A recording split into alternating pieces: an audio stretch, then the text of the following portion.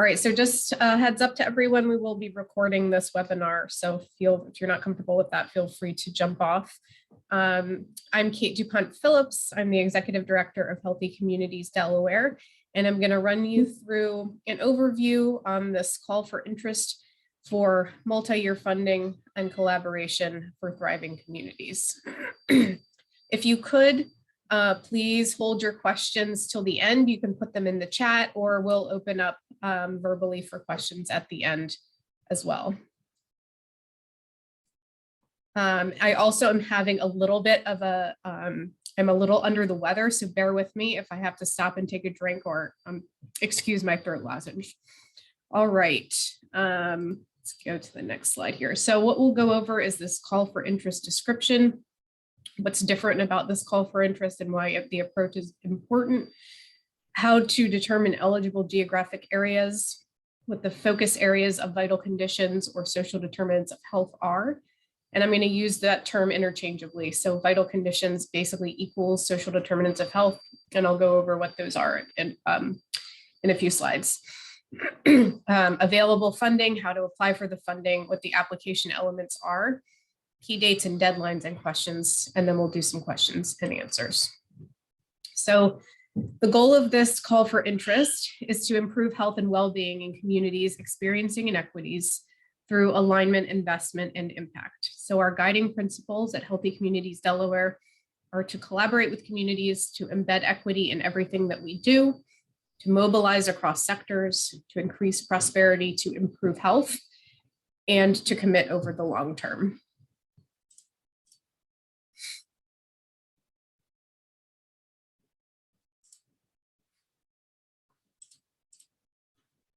What's different about this call for interest, where we would like to collaborate with communities, giving support in addition to funding and supporting specifically community-driven priorities that are not topic specific. So it could be anything within the area of social determinants of health. We're not limiting this call to something specific like housing or education. It's really what the community has prioritized around the SDOH areas. We'll provide funding through Healthy Communities Delaware, and will help you pursue additional funding. This is really intended to be long-term work. And so we aim to have multi-year collaborations, not short-term funding as with many grants. We can help you with the application process. If we determine that you're eligible and a good fit for funding, we're happy to do that as well. And we're a relatively young organization. We're learning as we go, which is helpful in terms of providing our flexibility to you, but it also leaves us with questions that we can't always answer. So bear with us as we go. One of the challenges we've recognized is that current grant making and investment norms are not necessarily supportive of long-term effective and community-driven change. So we're challenging ourselves to work in a new way.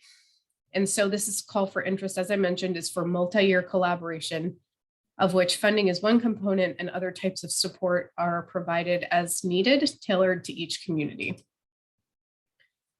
Really, this work is centered around equity. There's a major equity focus that should be at the core of all of the proposals.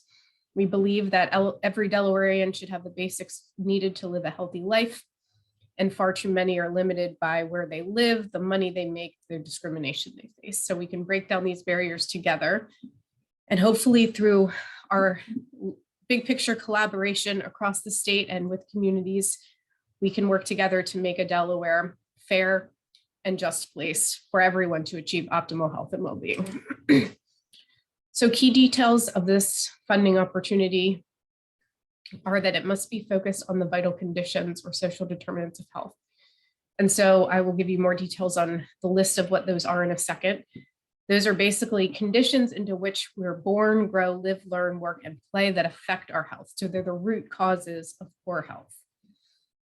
The proposals must be place-based. And so for this scenario, a community application must come from a geographical area with defined boundaries and the people who reside within it. So it has to be based in and arising out of a place. It has to be community driven.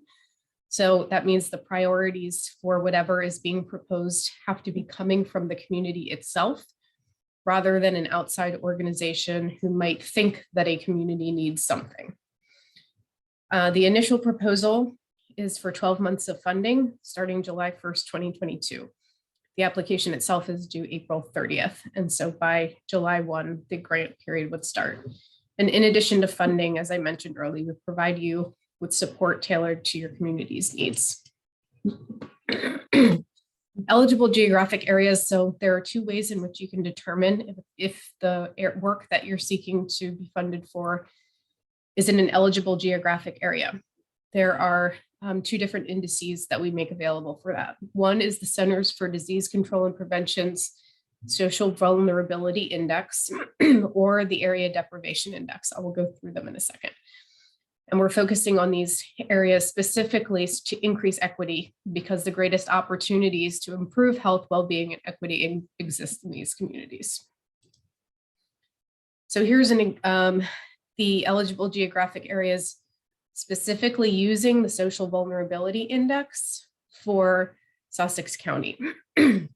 So if you were going to use this index, these are the communities that would be eligible. The applicants must focus work within one or more of the following census tracts. One is totally fine. There's not a benefit to focusing on more. Lead organizations or collaborating organizations must be located within or currently working within the census tracts that they're applying for. Next, this is the Social Vulnerability Index areas that are eligible in Kent County. Same conditions apply. And here is the map and the list of census tracts if you're using the Social Vulnerability Index in Newcastle County and Wilmington. The other option for understanding eligibility is the Area Deprivation Index. And so if you use this index, the same conditions apply in terms of one or more census tracts, and that lead organizations must be located within or working within the census tracts you're applying for. This is census block groups, and the eligible areas are only decile 10, so the dark red areas on this map. This is hard to navigate and see, understandably. If you access this online, there's an interactive map that you can scroll around on and go deeper into to understand whether your geographic area might be eligible. And if you have trouble doing that, we're happy to help. The areas of community focus. So these are what we call the vital conditions or social determinants of health. So these are the things that contribute to good health or poor health. So applications must include work in one or more of the following components of healthy, safe, and vibrant communities. And these, whatever component is applied for, should really be rising out of the community as a priority. Preference will be given to applications using best practice or evidence-based strategies. So the vital conditions or social determinants include a thriving natural world. Here are some examples on the right. Basic needs for health and safety, humane housing, meaningful work and wealth, lifelong learning, reliable transportation, and belonging in civic muscle. And those are outlined in the call for interest as well.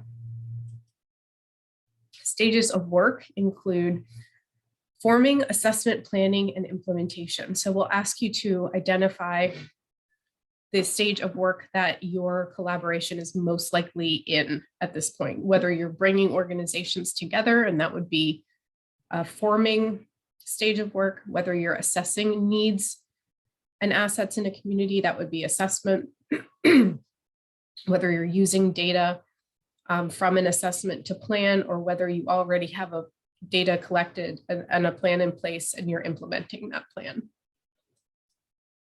So who can apply? Community-based organizations or coalitions with input from residents. The input from residents is really key for this application. We would like to see communities driving the priorities that are proposed. It's not designed for large institutions. Large institutions could be a collaborator in the project, but not the one driving the work.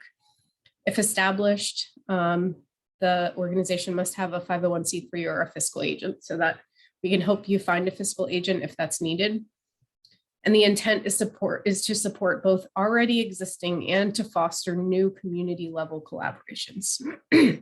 So applications from a community have to demonstrate either current collaboration among residents and organizations, or a plan to bring together residents and community-based organizations if that work has not been done yet in the community of interest. The application elements that are listed here will be in the proposal template. So 501c3 status, just indicating whether the organization applying has that status or needs to use a fiscal agent. And then if a fiscal agent is needed, we'll ask you to identify who that, which that organization is. A summary of the project proposed, who, what, where, when, how, why, and how.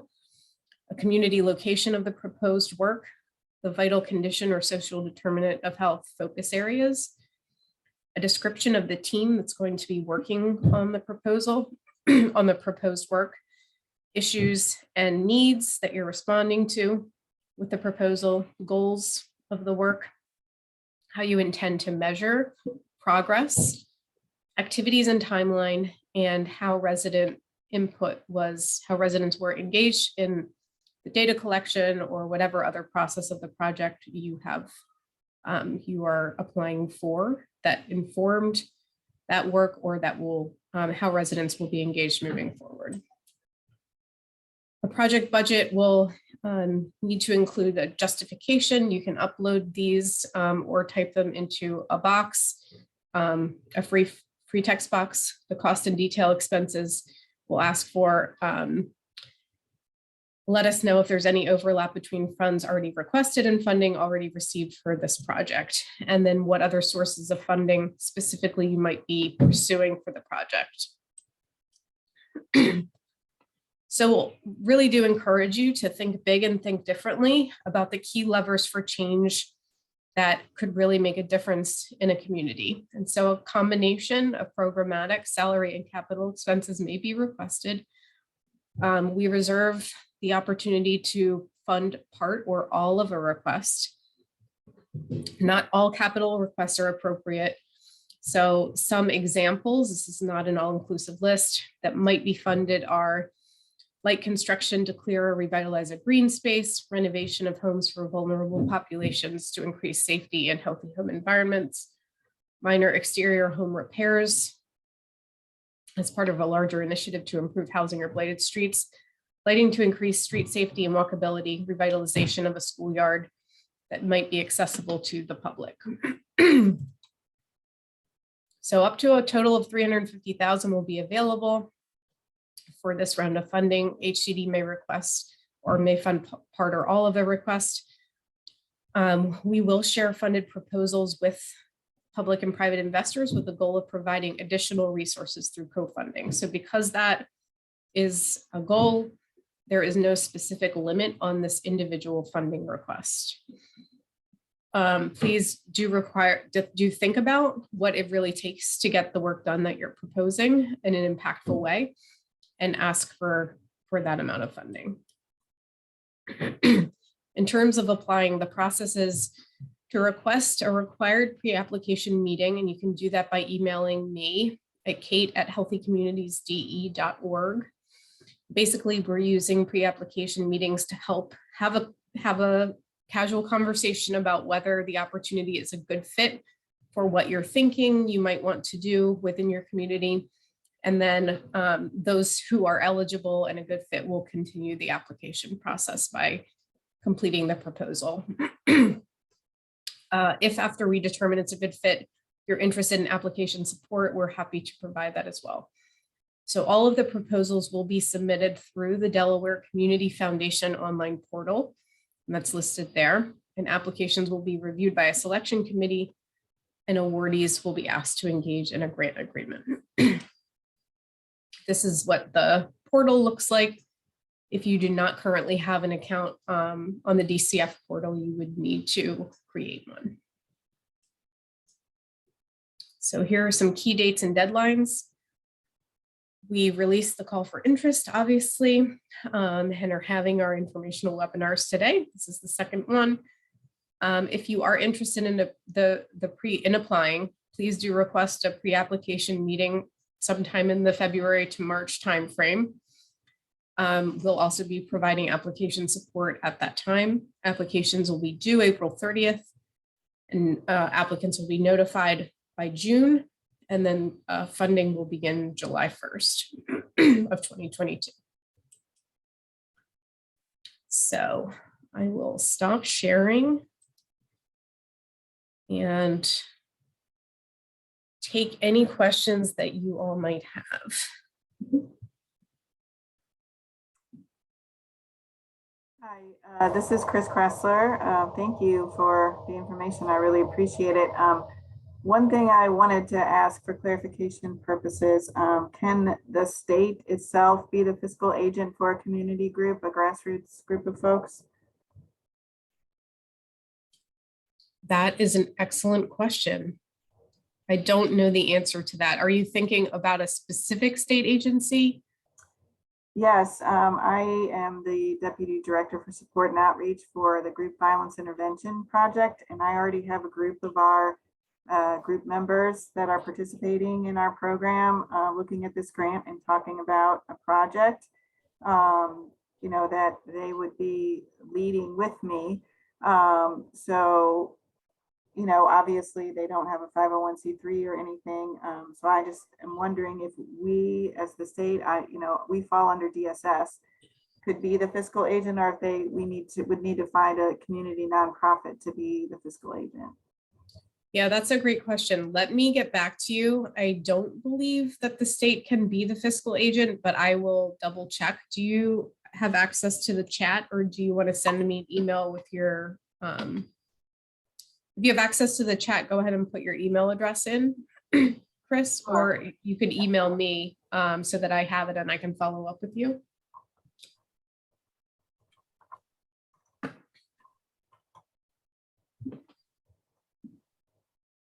Great, thank you. Also, just to mention, the call for interest, as well as the slides from today and the recording from today, will be online on our website, Healthy Communities Delaware website. So you can see what the application itself would look like if you're interested. And that's www.healthycommunitiesde.org under the call for interest area of the website.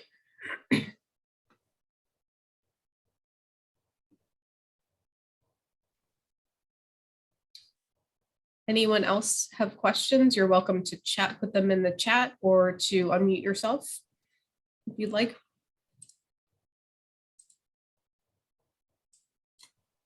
Hey, Kate, it's Abby. It's good to talk to you after emailing back and forth. No problem.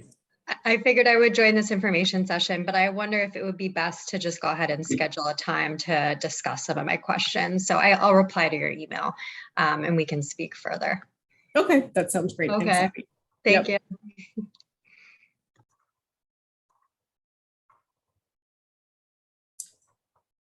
All right, any other questions? So you're welcome. If you have questions at any point, please feel free to reach out to me. My email address is kate@healthycommunitiesde.org, and I'm happy to answer any questions you might have. All right, thank you everyone very much. Have a wonderful evening. Thank you.